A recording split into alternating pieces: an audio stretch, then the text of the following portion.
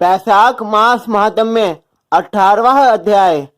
शुद्धदेव कहने लगे, हे राजन, बैसाख मास की मेष संक्रांति में जो प्राणी प्रातः स्नान कर भगवान की पूजा करके भगवान की कथा सुनता है वह मनुष्य वैकुंठ को जाता है, परंतु जो कथा को त्याग कर चले जाते हैं और नहीं सुनते वह रौरव नरक में जाकर पिशाच योनि प्राप्त करते हैं।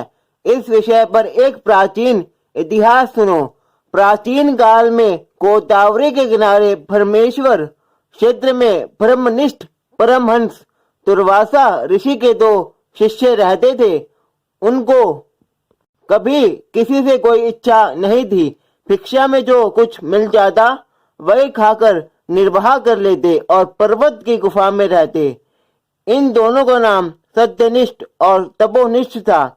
इनमें सत्यनिष्ठ सदैव भगवान की कथा आदि सुनता, कथा सुनने बिना अन्न जल ग्रहण नहीं करता था। जो मनुष्य इस प्रकार प्रेम से कथा सुनता है वह जन्म मरण के बंधन से छूट जाता है। उसकी भगवान में सच्ची भक्ति उत्पन्न होती है तथा उसके समस्त दुख नष्ट हो जाते हैं। इस प्रकार वह सत्यनिष्ठ उपनिषदों का यही निश्चय करके सदैव भगवान की भक्ति में तत्पर रहता और सदा उनकी कथा श्रवण करता। दूसरा जो तपोनिष्ठ था वह ना तो स्वयं कथा कहता ना सुनता, अपितु होती हुई कथा को छोड़कर चला जाता कि कहीं तप में विघ्न न पड़ जाए। श्रोता और वक्ता के पास भी वह नहीं जाता था। जब वह मृत्यु को प्राप्त हुआ तब वह पाप आत्मा शमी के वृक्ष पर रहने वाला छिन्नकर्ण नामक बलवान पिशाच बना। वह अपने किए कर्मों का विचार करता हुआ भूख प्यास से दुखी होकर इधर उधर भटकता फिरता था। देवयोग से वह सत्यनिष्ठ भ्रमण करता हुआ उस बैठी नसीब पुरी में आया।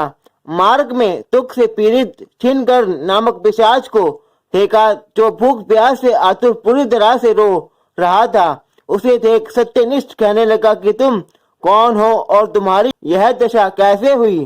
तब वह बोला, हे प्रभु, मैं दुर्वासा मुनि का शिष्य तपोनिष्ठ नामक यति हूँ।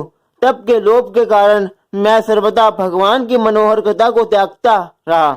इस घोर कर्म से मेरी मृत्यु हुई और छिन्नकर्ण नाम का पिशाच होकर इस वन में भटकता फिरता हूँ। रास्ते में तुम्हें चाहता देखकर ऐसा प्रतीत होता है कि मेरे भाग्य फिर गए हैं। आज हरि मुझ पर प्रसन्न है जो आपने दर्शन दिए। इस प्रकार रोकर और त्राही त्राही कहकर सत्यनिष्ठ के चरणों में गिर पड़ा। तब सत्यनिष्ठ को उस पर बड़ी दया आई और दोनों हाथों से उसे उठा लिया और बैसाख मास के महात्म्य के क्षण भर सुनने का फल उसको दे दिया, जिससे उसके सब पाप नष्ट हो गए। इस प्रकार वह कर्मनिष्ठ अपनी पिशाच योनि को त्याग दिव्य शरीर धारण कर विमान पर बैठ सत्यनिष्ठ को प्रणाम तथा परिक्रमा कर विष्णु लोक को गया।